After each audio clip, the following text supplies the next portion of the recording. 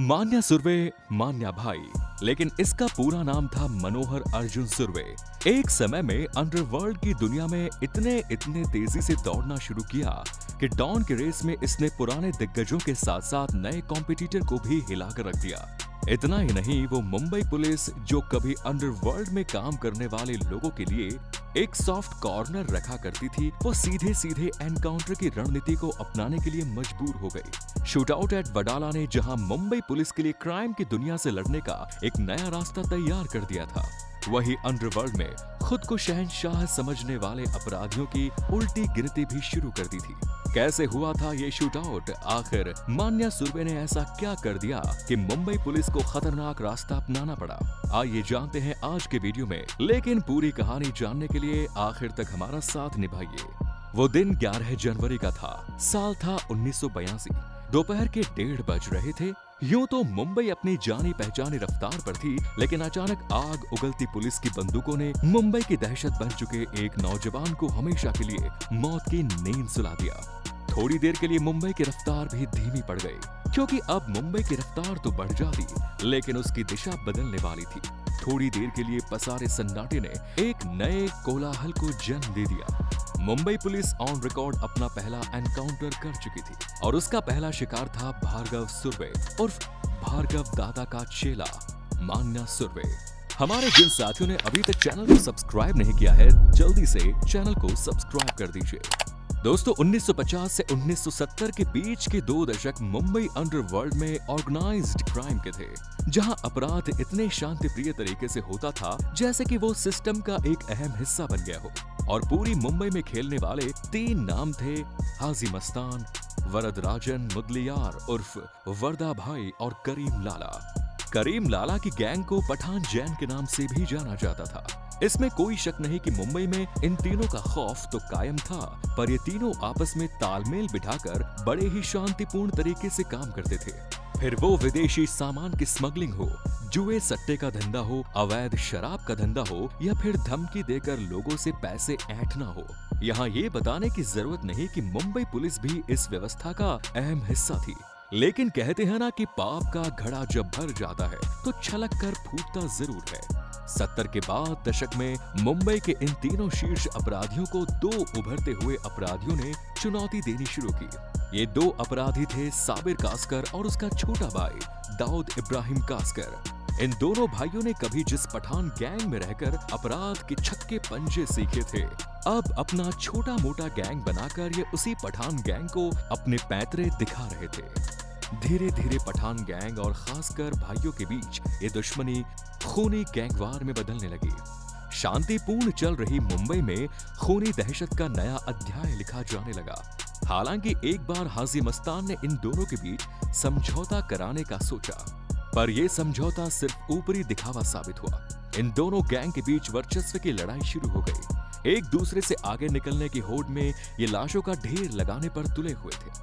दूसरी तरफ महाराष्ट्र के रत्नागिरी में पैदा हुआ मनोहर मुंबई के कीर्ति कॉलेज से विज्ञान का अंडर ग्रेजुएट स्टूडेंट था। पढ़ने लिखने में होशियार, शरीर से स्वस्थ और बलिष्ठ और दिमाग से शातिर। मान्या सुर्वे का सौतेला भाई भार्गव सुर्वे भार्गव दादा के नाम से जाना जाता था, और वो आपराधिक गतिविधियों में संलिप्त रहा करता था। कहीं न कहीं उसका प्रभाव मनोहर अर्जुन सुर्वे पर भी पड़ा।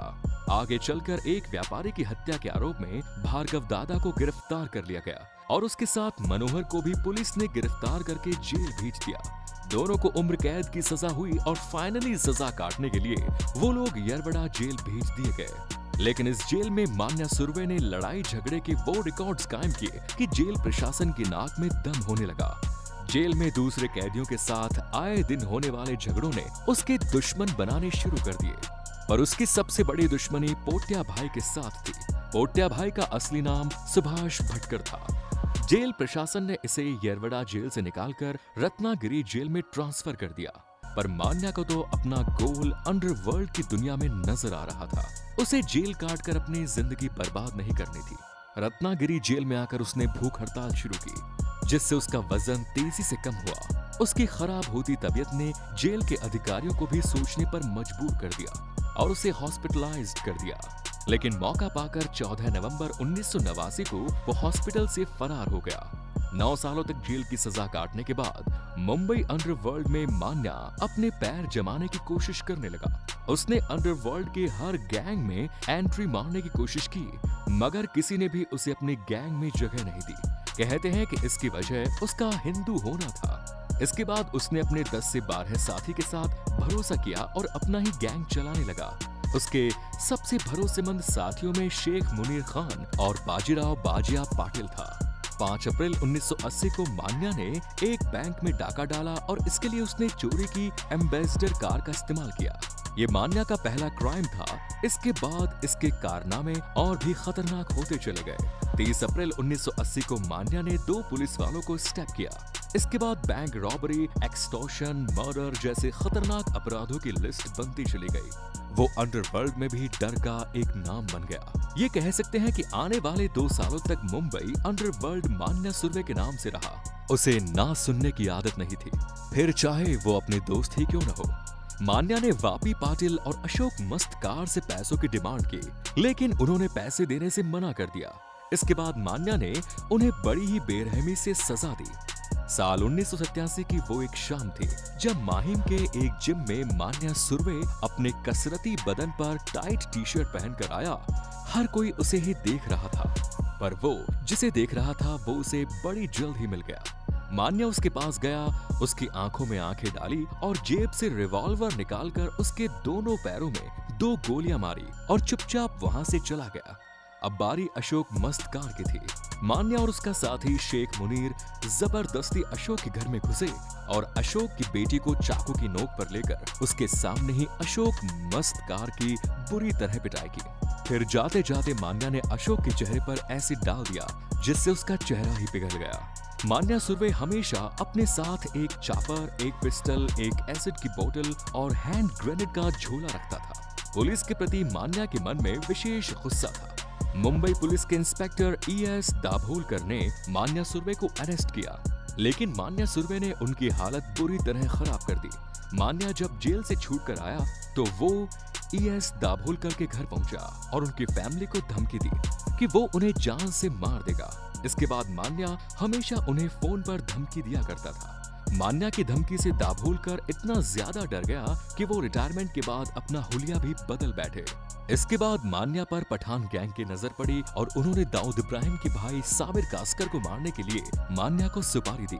मान्या को भी लगा कि साबिर कास्कर को मारने के बाद अंडरवर्ल्ड में उसका नाम हो जाएगा और दाऊद इब्राहिम गैंग का सफाया करने के बाद वो मुंबई का डॉन बन जाएगा। एक शाम साबिर अपनी गर्लफ्रेंड चित्र के साथ रंगरलियां मनाने के बाद लॉन्ग ड्राइव पर निकल गया, पर उसने नोटिस किया कि फूलों से सजी एक कार उसकी गाड़ी को फॉलो कर रही है। कार में मान्या सुर्वे के साथ मंसूर खान, अमीर ज़ादा आलम, जेब के अलावा और भी दूसरे लोग थे। इनके पास revolver, double barrel assault gun और चॉपर थे।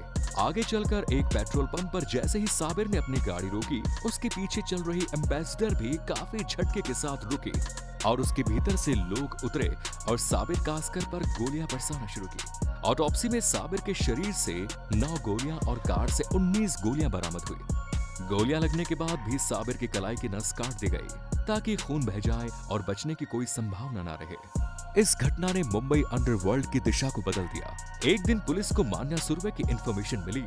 11 जनवरी को मान्या सुर्वे अंबेडकर कॉलेज जाने वाला था, जहां उसकी गर्लफ्रेंड थी। वहां वो उसकी गर्लफ्रेंड को लेके उसके साथ मौज मस्ती करने के लिए निकल जाने वाला था। पुलिस ने 10 तारीख को पूरी प्लानिंग बनाई और 11 तारीख को दोपहर में क्राइम ब्रांच के 15 ऑफिसर को लेकर मान्या के घर के लिए निकल गए।